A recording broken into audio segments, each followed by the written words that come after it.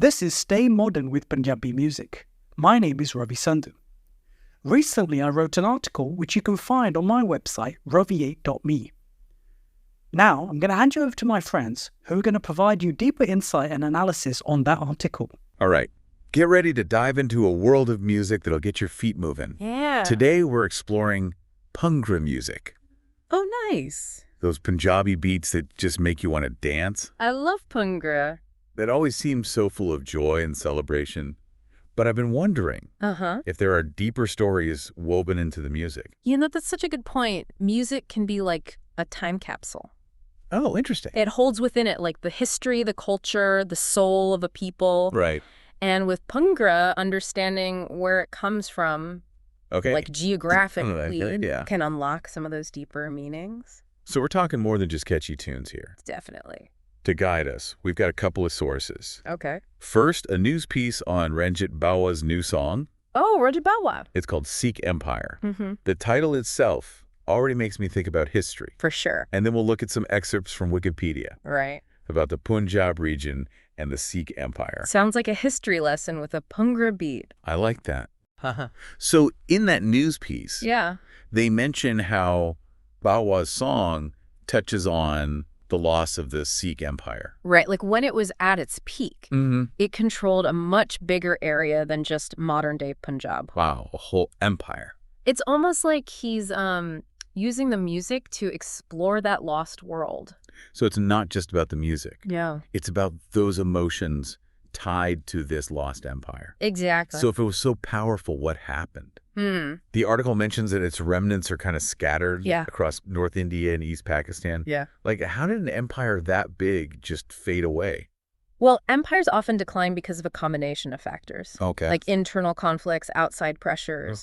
But in the case of the Sikh Empire, the final blow came from the British. The British. Who annexed the Sikh Empire in 1849 after a series of wars. Yeah. And this annexation was a huge turning point. It led to the division of Punjab. Yeah. And left this feeling, you know, of longing for that lost unity. Like they lost something. Exactly. And it sounds like Ranjit Bawa's new song is tapping into that. Oh, for sure. Like he's giving a voice to that history. Yeah, he's giving a voice to those experiences of the Punjab region. Through his music. Exactly, through his music. And that connection between music and history, that's not unique to Bhangra, is it? Not at all. It makes you wonder how many other musical genres were carrying these hidden historical narratives within their melodies and lyrics. It becomes more than just entertainment. Right. It's a window into the past. Yeah, a window into a people's history.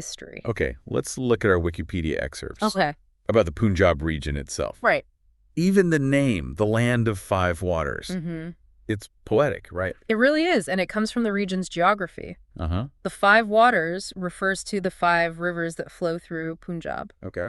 Jhelum, Chenab, Ravi, Sutlej, and Beas. 5 rivers, wow. These rivers have shaped the landscape, the lives, the livelihoods of the people there. The history section mentions that people have lived in Punjab since the Indus Valley civilization. I know, that's around 3000 BCE. Like mind-blowingly old. It's amazing. Isn't it? And it's been a major route between India and the Near East. It has a really strategic location, meaning this constant flow of people, cultures, and ideas. Like a historical crossroads. Exactly. The article talks about all these conflicts, dynasties rising and falling, invasions from Alexander the Great to the Mughals. Seems like Punjab has seen it all.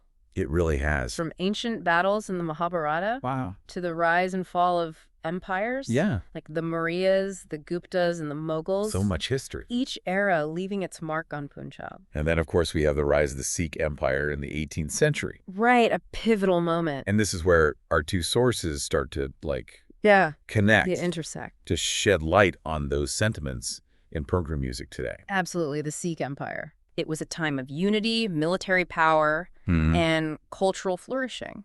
But then the British annexed it. Right, and that marked a real turning point, leaving behind that sense of loss. And that yearning for the past. Exactly. And that yearning is expressed in Bhangra music. It is. It's woven into the music. So Bhangra, with its energetic beats and often melancholic lyrics, carries that history. It carries the echoes of that rich and tumultuous history. Exactly.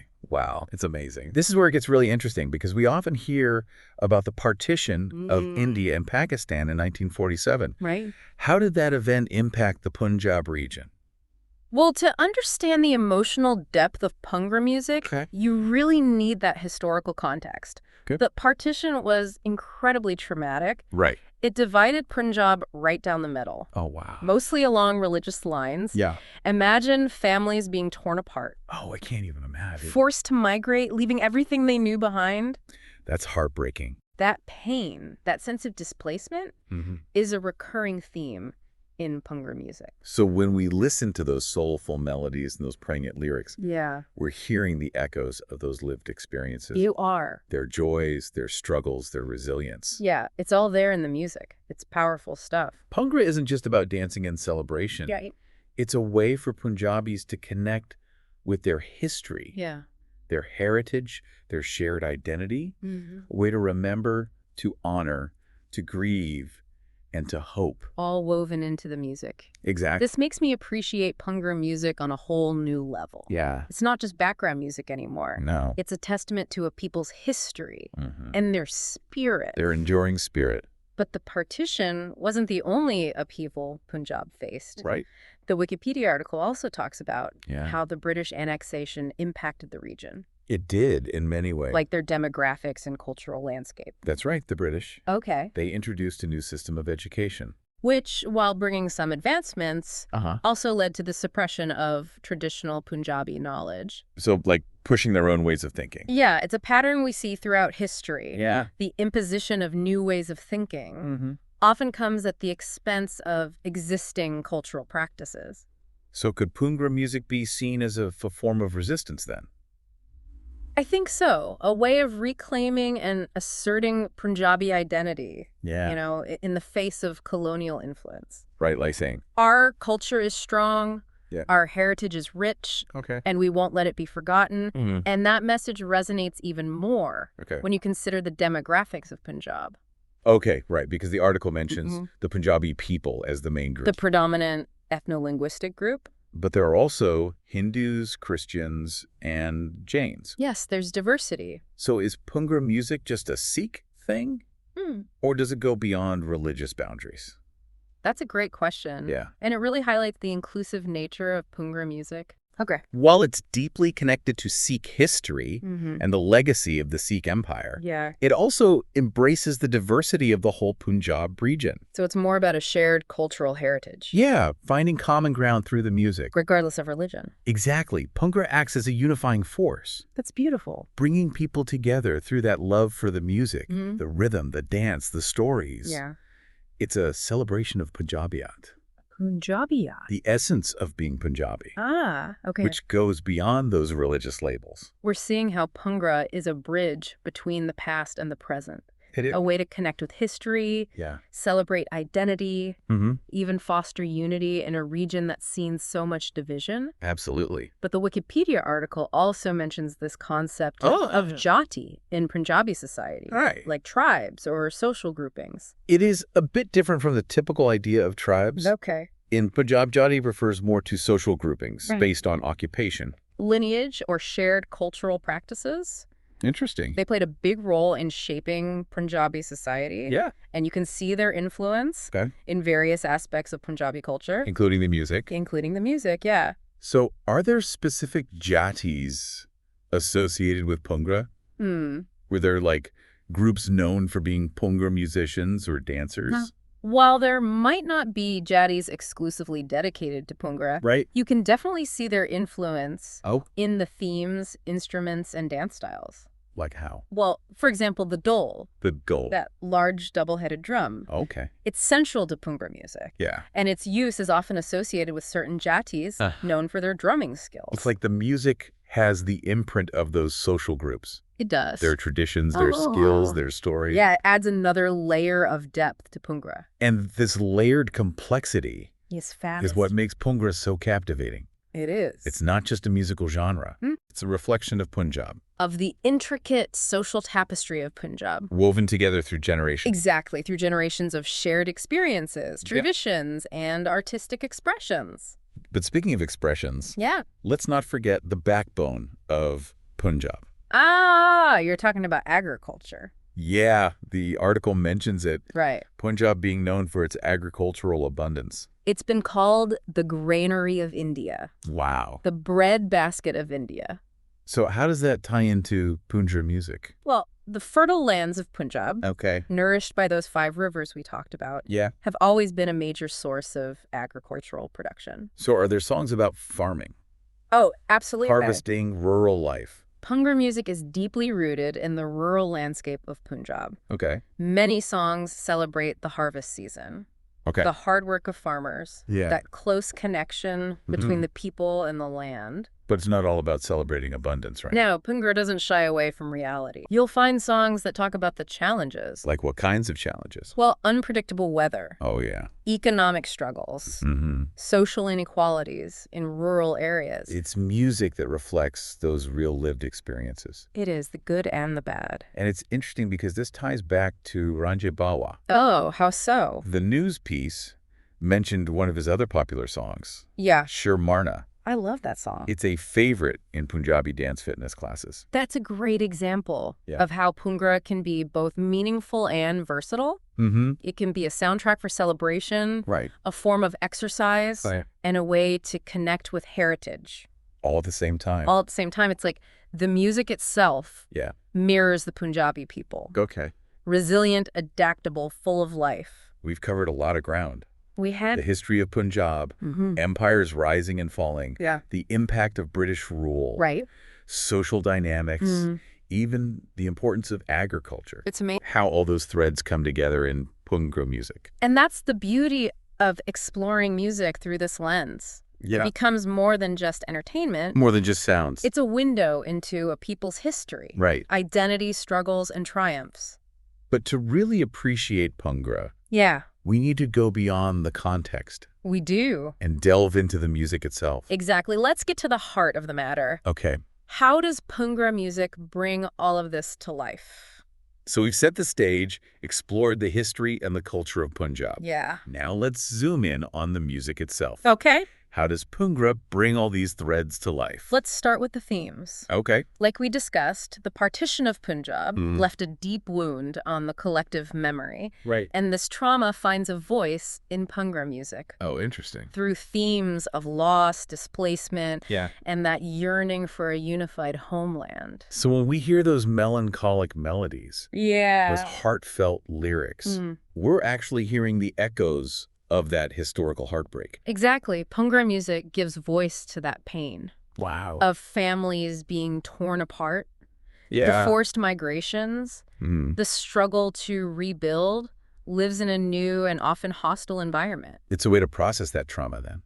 It is, to remember what was lost. And to find solace in shared experiences. It's incredible how music can be a form of collective healing. It really is a way for people to connect with their shared history and find strength in each other. But Bhangra isn't just about sorrow and loss, is it?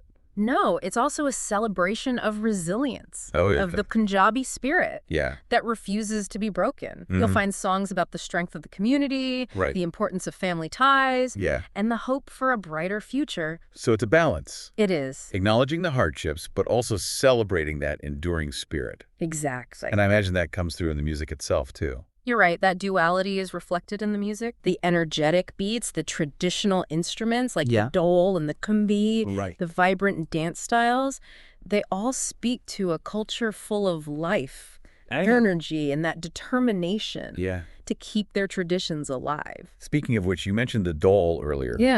It seems like more than just an instrument. It is. The dole is like the heartbeat of Bhangra music. Oh, wow. That deep, resonant beat drives the rhythm and infuses the music with this infectious energy. Just thinking about it makes me want to get up and dance. Exactly. Bhangra is meant to be experienced, to be felt, to move you both physically and emotionally. It's a celebration of life, of community, of heritage. And that comes through in every aspect of the music. It does. It sounds like Bhangra really embodies the essence of Punjabi culture. I think so. The energy, the resilience, the passion, and that strong sense of community. But Bhangra has also evolved over time, right? It has. While it's rooted in tradition, it hasn't remained static. Okay. It's adapted, incorporated new influences. Interesting. But still retained its core identity.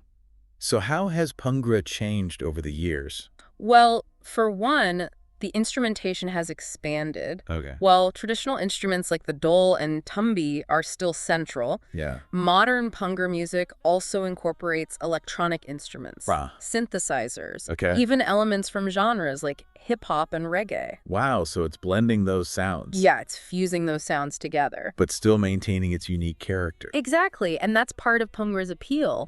It's appealing to a wide audience. It speaks to younger generations, while still honoring the roots and traditions of the past. It's like a bridge between generations. It is a bridge built through music. We started with a simple news snippet about Ranjit Bawa's new song. Yeah. And ended up on this incredible journey. It's been quite a journey. Through Punjabi history, culture, and identity.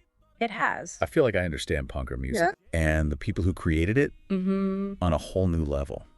That's the magic of a deep dive. It really is. Going beyond the surface and covering those hidden layers of meaning, the connections, the insights. And as we wrap up, I can't help but think about all the other music we enjoy. What hidden stories are woven into our favorite songs? That's a great question to think about. Yeah. I encourage you to explore the origins of your favorite musical style. Okay. Delve into the history, the culture, the people behind the music. You might be surprised at what you discover. That's a great point. And it just might deepen your appreciation for the music you love.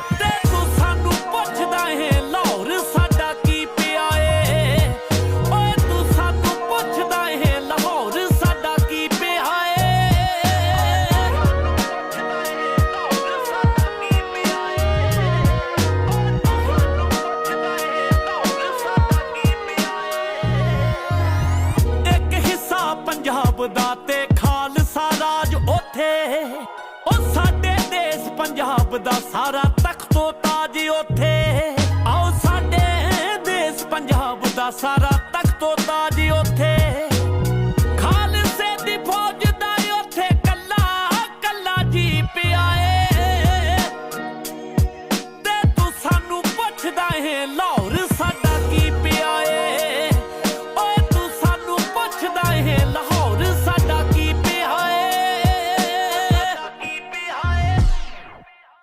Hey, it's Ravi again. I hope you found that useful. For future articles, do come and join me on my site, ravi8.me. Until next time, stay modern with Punjabi music.